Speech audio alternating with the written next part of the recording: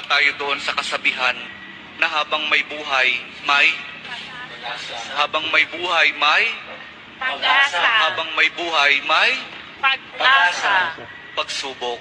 Dahil tayo katiwala ng Diyos, binibigyan din niya tayo ng iba't ibang klase ng pagsubok. Kaya po doon sa pagsubok na yon, saka pa lang natin mauunawaan na talagang ang ating buhay ay mayroong, habang may buhay mayroong Pagsubok. habang may buhay may Pagsubok. pagbangon. Huwag niyong hayaan na kapag meron kayong pinagdaraan ng pagsubok, ay hindi kayo babangon.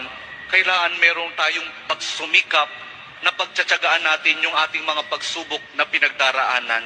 At kapag merong pagsubok at merong pagbangon, saka pa lang natin mauunawaan na talagang ang ating buhay, na habang may buhay, may Pagbangon. habang may buhay, may Pagbangon. pag-ibig. Ang pag-ibig na nagmumula kay Jesus lamang sa ating mahal pong Jesus Nazareno.